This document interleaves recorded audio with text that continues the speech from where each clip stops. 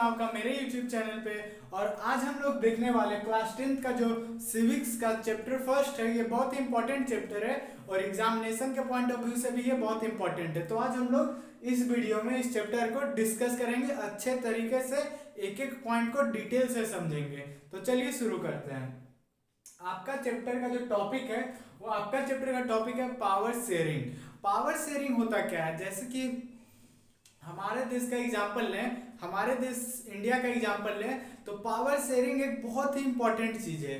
अगर power sharing नहीं होता हमारे देश में तो जगह जगह पे आप देखिएगा सिविल वॉर हो सकता है। सिविल वॉर उसको कहते हैं जो अपने देश के अंदर ही अपने नागरिक से लड़ते हैं, उसको हम लोग सिविल वॉर कहते हैं। तो पावर शेयरिंग नहीं रहेगा। जैसे कि हमारे देश में सिर्फ पावर शेयरिंग है, एक बीच में सेंट्रल गवर्नमेंट है जो कि पूरा देश को रन करता है, लेकिन वो अपना कुछ पावर स्टेट गवर्नमेंट को शेयर करता है। इसको हम लोग पावर शेयरिंग करते हैं। और स्टेट गवर्नमेंट अपने नीचे एमपीज एमएलएस को पावर शेयरिंग करते हैं, तो इसको हम लोग पावर शेयरिंग करते हैं। अगर हमारे देश में पावर शेयरिंग नहीं होता तो पूरा देश को गवर्न करता सेंट्रल गवर्नमेंट, और एक रूल जो निकालता वो पूरा देश पे इम्प्लीमेंट होता वो रूल।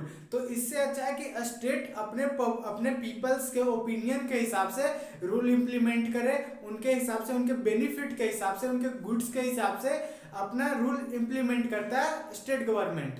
तो ये पावर शेयरिंग बहुत ही अच्छा चीज है जो कि हर एक कंट्री में होना चाहिए। तो इस चैप्टर में हमको बेसिकली पढ़ना ही है पावर शेयरिंग के इम्पोर्टेंट के बारे में। तो इसको समझने के लिए आपके चैप्टर में दो कंट्री का एग्जाम्पल लिया गया है। फर्स्ट आपका है एक बेल्जियम है और एक श्रीलंका है। तो हम लोग पहले देख लेंगे कि बेल्जियम में क्या कॉम्पोजिशन है, क्या कॉन्फ्लिक्ट के कारण थे, वो सारे चीज पहले हम अभी डिस्कस करेंगे। और उसके बाद हम लोग देखेंगे कि श्रीलंका में क्या कॉम्पोजिशन था जिसके कारण वहां भी कॉन्फ्लिक्ट हुआ। तो चलिए शुरू करते हैं। देखिए, बेल्जियम एक यूरोपियन कंट्री है। आप अर्थ में बहुत सारे कॉन्टिनेंट है, तो ये जो बेल्जियम कंट्री है आपके यूरोपियन कॉन्टिनेंट में आता है। ये बेल्जियम आपके यूरोपियन कॉन्टिनेंट में बहुत छोटा देश है, पॉपुलेशन वाइज भी और लैंड के हिसाब से भी ये छोटा देश है। और इसका कंपैरिजन में आपका हरियाणा स्टेट का, आपके बुक में हरियाणा स्टेट किससे कंपेयर किया गया है, तो ये हरियाणा का स्टेट का जितना पॉपुलेशन है उससे ये कम पॉपुलेशन वाला देश है। अब इसका हम बॉर्डर शेयरिंग देखते हैं, मतलब जो आपके बुक में है वो सारा चीज मैं इसमें बता रहा हूँ। आप इसमें बॉर्डर शेयरिंग देखिएगा। जैसे कि हमारे कंट्री का बॉर्डर शेयरिंग होता है पाकिस्तान, अफगानिस्तान, चाइना, भूटान, नेपाल, बांग्लादेश, ये सारे कंट्रीज हमारा बॉर्डर शेयरिंग होता है। तो उसी तरह हमारा बेल्जियम, हमारा नहीं मतलब बेल्जियम कंट्री का भी यहाँ पे बॉर्डर शेयरिंग होता है। एक फ्रांस से, जर्मनी से, नीदरलैंड से और लग्जमबर्ग से, ये सारे कंट्री से ये अपना बॉर्डर शेयर करता है। और फिर इसके नीचे का जो कॉम्पोजिशन है वो पॉपुलेशन है।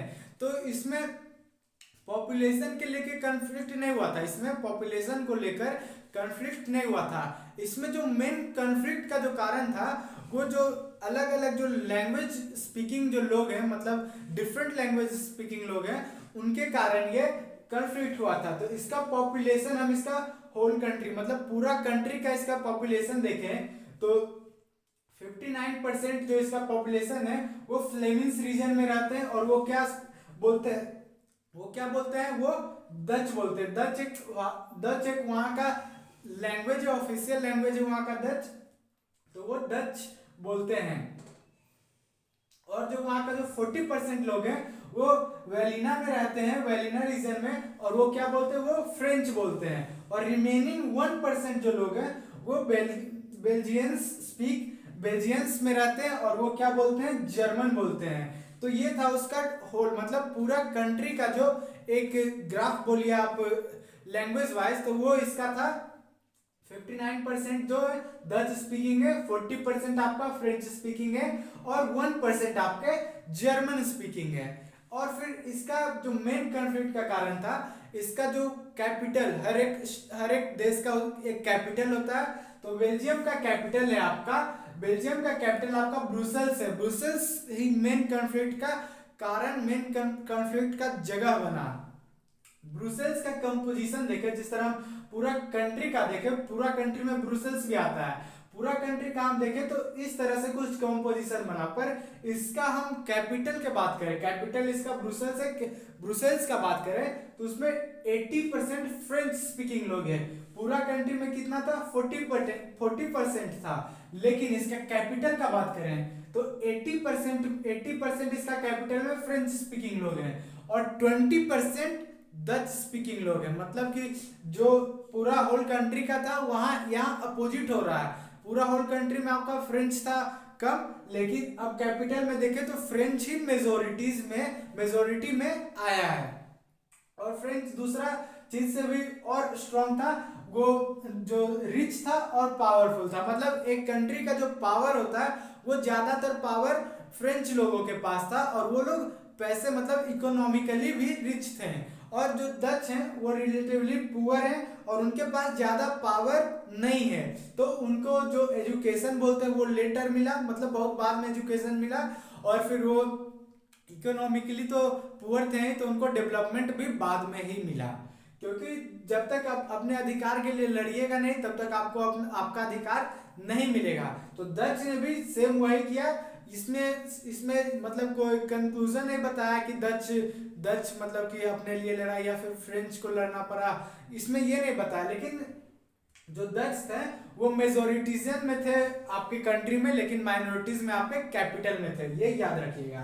तो ऐसा जो मतलब जो कंपोजिशन है तो इसके कारण कंट्री में कन्फ्लिक्ट का एक माहौल बन गया, मतलब सिविल वॉर का एक माहौल बन गया, क्योंकि जो कंपोजिशन थे ज्यादातर उसका पावर जो था वो फ्रेंच के पास रहता था और कम से कम पावर डच के पास रहता था। अब इसके बाद हम देखते हैं श्रीलंका का कंपोजिशन कैसा था। श्रीलंकन कंपोजिशन भी देखना, क्योंकि दोनों कंट्री का एग्जांपल है। तो इसका कंक्लूजन श्रीलंका के बाद देखेंगे कि क्या हुआ बेल्जियम में और क्या होगा श्रीलंका में। तो अभी हम श्रीलंका का कंपोजिशन देखते हैं।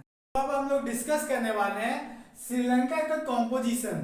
हम लोग ने बेल्जियम का कंपोजिशन डिस्कस किया, अब श्रीलंका का देखते हैं। तो श्रीलंका में बेसिकली कन्फ्लिक्ट का कारण था आपका जो सिंहालाज स्पीकर तमिल स्पीकर के बीच में, इसमें भी जो लैंग्वेज रहता है उसी का कन्फ्लिक्ट था आपका श्रीलंका में। तो देखिए जो श्रीलंका का कंपोजिशन है उसमें 74% आपका सिंहालाज स्पीकर है, 18% आपका तमिल स्पीकर्स और बाकी क्रिश्चियंस है। तो जो मेजोरिटी में यहाँ आपको कौन दिख रहा है, मेजोरिटी में आपका श्रीलंका सिंहालाज स्पीकर दिख रहे हैं, और माइनॉरिटी में आपके कौन दिख रहे हैं, तमिल स्पीकर्स, एंड जो भी आपके क्रिश्चियंस है वो भी इंडियन क्रिश्चियंस थे और फिर कुछ श्रीलंकन क्रिश्चियन भी थे। तो देखिए तमिल स्पीकर में आपके इसमें दो तरह का डिवीजन था आपके तमिल स्पीकर में, एक श्रीलंकन तमिल्स और एक Indian Tamils. Indian Tamils basically वो थे जिनके जो ब्रिटिश कॉलोनियल पीरियड में जो कॉलोनीज ब्रिटिश बनाए थे उस पीरियड के टाइम में अपने देश को छोड़ के श्रीलंका में चले गए थे, या फिर कुछ बिजनेस के पर्पज से या फिर कुछ और अदर पर्पज के कारण जो श्रीलंका में चले गए थे, उनको हम लोग इंडियन तमिल्स बोलते हैं। इंडियन तमिल्स क्योंकि साउदर्न की तरफ आप जाइएगा तो बेसिकली वहां पे ज्यादा तमिल्स ही बोले जाते हैं, इसलिए उनका भी नाम इंडियन तमिल्स रखा गया। तो तमिल्स में दो कंपोजिशन आपको समझ में आ गया, एक श्रीलंका में जो खुद वहां का एक खुद का जो तमिल स्पीकर है, और एक इंडिया से जिसके फोर फादर गए थे वहां पे उसका जो वो होता है इंडियन तमिल्स, और जो बाकी था वो क्रिश्चियन थे। इसमें आपके सिंहालास भी आ गए और तमिल्स भी आ गए क्रिश्चियंस में, और कुछ परसेंटेज वहां पे हिंदूज का भी है। तो यही था आपका श्रीलंका का कंपोजिशन। इसमें श्रीलंका का कंपोजिशन ये था। तो इसमें जो मेजोरिटी जो माइनॉरिटी को मतलब कि जो दबाना होता है वो श्रीलंका में उस टाइम पे होता था। बाद में यहाँ पे गवर्नमेंट आया, डेमोक्रेसी आया, बाद में आया, लेकिन उस समय जो मेजोरिटी जो सिंहालाज स्पीकर थे वो तमिल स्पीकर्स को दबाते थे, उन पर अत्याचार करते थे, उनको जो मेन जो डेवलपमेंट का जो फंड रहता था या फिर जो पावर रहता था वो तमिल्स को बिल्कुल भी नहीं मिलता था। बाद में ये अपने अधिकार के लिए लड़े और अपना पावर गेन किया, अपने आप को स्टेबल किए श्रीलंकन कॉन्स्टिट्यूशन में। तो वो अब हम लोग कंक्लूजन में इसका देखेंगे। जो श्रीलंका और बेल्जियम का जो कॉम्पोजिशन था वो हम लोगों ने कंप्लीट कर दिया। अब हम उसके कंक्लूजन वाला पार्ट जो होता है कंक्लूजन, अब हम लोग देखेंगे कि दोनों में अंततः क्या हुआ। तो देखिए पहले हम श्रीलंका का डिस्कस करते हैं। तो श्रीलंका जो कंट्री है उसमें जो इंडिपेंडेंस मतलब वो कब आज़ाद हुआ, वो 1948 में वो इंडिपेंडेंट हो गया। और फिर इसमें जो 1956 में मतलब कि जब ये इंडिपेंडेंट हो गया तो उसमें जो गवर्नमेंट जो बनी वो मेजोरिटी की बनी। मतलब मेजोरिटी में कौन था, सिन्हालास थे, मेजोरिटी में सिन्हालास थे। तो जब ये देश आज़ाद हुआ तो वहाँ पे जो पावर शेयरिंग का जो कॉन्सेप्ट था वो कॉन्सेप्ट नहीं था उसमें। जिस समय आज़ाद हुआ उस समय ये कॉन्सेप्ट नहीं था कि पावर शेयरिंग मतलब माइनॉरिटीज के साथ भी पावर शेयरिंग करना है। लेकिन वो लोग ने पावर शेयरिंग नहीं किया माइनॉरिटीज के साथ, और उनके साथ एक तरह का डिस्क्रिमिनेशन किया। और जो 1948 के बाद जो गवर्नमेंट बनी वो मेजोरिटीज की बनी। तो मेजोरिटीज की जब गवर्नमेंट बन गई तो जितने सारे जो पॉलिसीज थे, जितने सारे जो पावर जो मेन जो पावर होते हैं यूनिवर्सिटीज में जॉब या गवर्नमेंट जॉब, जितने सारे भी जॉब थे उनका ज्यादातर फायदा मेजोरिटेरियन उठाने लगे। मतलब उन्हीं के पास ज्यादा पावर रहती थी। तो और फिर इसमें क्या किया गया, 1956 में एक एक्ट पास किया गया और उसमें जो सिन्हाला जो लैंग्वेज है उसको as a official language, Sri Lanka का ऑफिशियल लैंग्वेज रिकॉग्नाइज करने के लिए ये एक्ट पास कर दिया गया। तो इससे इससे और जो उन लोग को डिप्रेस किया गया, मतलब उन लोग को और दबाया गया, जो माइनॉरिटीज में थे तमिल्स उनको और दबाया गया। और फिर जो श्रीलंका जो एक बहुत ही डाइवर्स कॉम्पोजिशन का जो कंट्री था उसमें एक मतलब कि जो माइनॉरिटीज थे उनके दिमाग में एक डिस्क्रिमिनेशन आने लगा मेजोरिटीज के प्रति। क्योंकि जितने सारे जो भी गवर्नमेंट जॉब्स पॉलिसीज, जितने सारे भी पॉलिसीज आते थे वो सारे का फायदा कौन उठाते थे, मेजोरिटीजियन।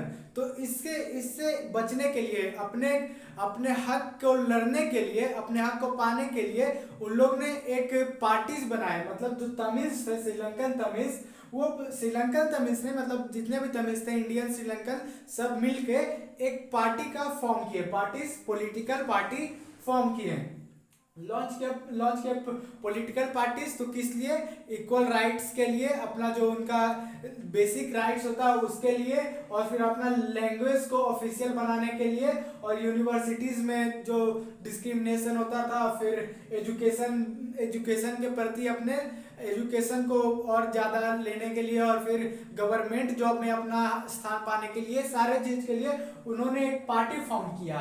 तो ये पार्टी जब वो फॉर्म हुआ पार्टी, तो उस पार्टी का जो भी डिमांड थे वो सारे डिमांड को डिनाइन कर दिया गया। क्योंकि वहाँ सरकार तो मेजोरिटीज की थी और मेजोरिटी चाहती नहीं थी कि वो माइनॉरिटीज आए पावर में, तो इसलिए उनके सारे डिमांड डिनाई कर दिए गए। उसके बाद फिर by 1980 Tamils demanded for a separate state. जब आप किसी माइनॉरिटीज को जब पावर ही नहीं देंगे, जब उसी का देश में उसको डिप्रेस करके रखेंगे, उसको दबा के रखेंगे, तो वो जो पीपल का जो ग्रुप है वो अलग देश का डिमांड क्यों ना करे। एक ऐसा ही मतलब एक ऐसा ही चीज श्रीलंका में होने लगा कि जब उनको दबाया गया तो वो मतलब सारा डिमांड उनको डिनाई कर दिया गया। और फिर तमिल जो थे वो एक सेपरेट स्टेट के लिए डिमांड करने लगे। तो और बेसिकली कौन सा पार्ट को, नॉर्दर्न और ईस्टर्न पार्ट को वो लोग सेपरेट करना चाहते थे श्रीलंका से। तो ये सारा चीज, ये सारा डिस्क्रिमिनेशन एक सिविल वॉर में चेंज हो गया। मैंने आपको बताया था सिविल वॉर क्या होता है, अपने ही देश के देशवासियों के अंदर जो लड़ाई हो जाती है वही छोटी मोटी लड़ाई एक सिविल वॉर में कन्वर्ट हो जाती है। जब आप किसी के साथ पावर शेयरिंग नहीं करेंगे, किसी को अपना उसको राइट नहीं देंगे, तो वो एक सिविल वॉर में चेंज हो जाता है। सेम चीज श्रीलंका में हुआ, वहां भी सिविल वॉर होने लगा। तो वहां के ज्यादातर आदमी को मार दिया जाता, फैमिलीज को मार दिया जाता। बहुत सारे फैमिलीज तो मर गए जो बेगुनाह भी होते, क्योंकि जब कोई भी कंट्री में वॉर होता है तो दोनों तरफ को घाटा मिलता है। मतलब जो मेजोरिटीज में थे, पागल कहीं के पढ़ा रहे थे भप,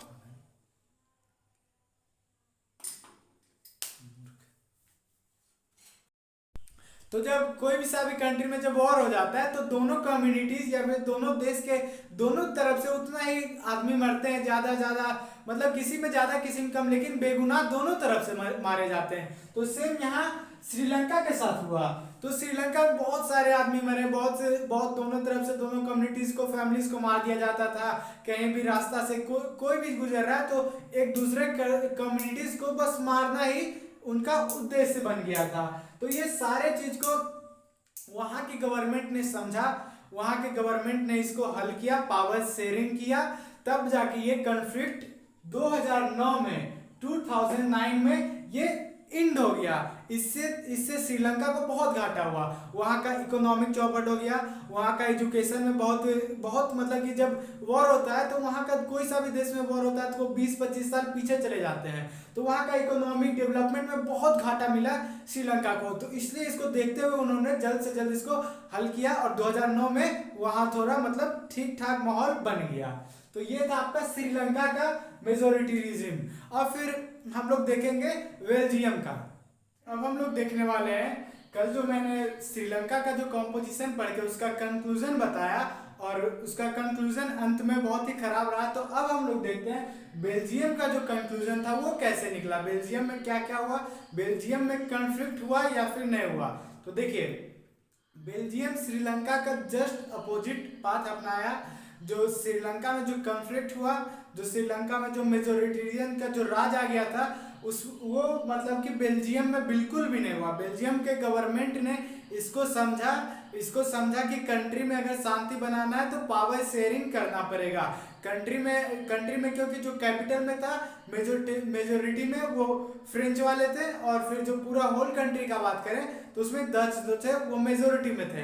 तो उन्होंने ये गवर्नमेंट ने ये समझा कि ये बहुत ही जरूरी चीज है कि पावर दोनों कम्युनिटीज के बीच में इक्वल बटा रहे ताकि देश में कॉन्फ्लिक्ट, सिविल वॉर जैसा सिचुएशन बिल्कुल भी नहीं आए। तो उन्होंने क्या किया, 1970 और 1993 के बीच में उन्होंने अपना कॉन्स्टिट्यूशन बनाया। अपना जो कॉन्स्टिट्यूशन जो इंडियन कॉन्स्टिट्यूशन होता है उसी तरह वहाँ का भी कॉन्स्टिट्यूशन, हर एक कंट्री का एक कॉन्स्टिट्यूशन होता है। तो जो बेल्जियम का जो कॉन्स्टिट्यूशन था उसे 4 बार उलटफेर किया गया। मतलब पहला बार बनाया, परफेक्ट नहीं बना, फिर दूसरा बार, फिर तीसरा बार, फिर चौथा बार। मतलब इस चेंजेस करने से एक परफेक्ट कॉन्स्टिट्यूशन देश में शांति के लिए बहुत जरूरी होता है। तो उन्होंने अपना 4 बार अपना कॉन्स्टिट्यूशन बदला, मतलब जो भी होता है। और फिर number of Dutch and French speaking ministers are equal in central.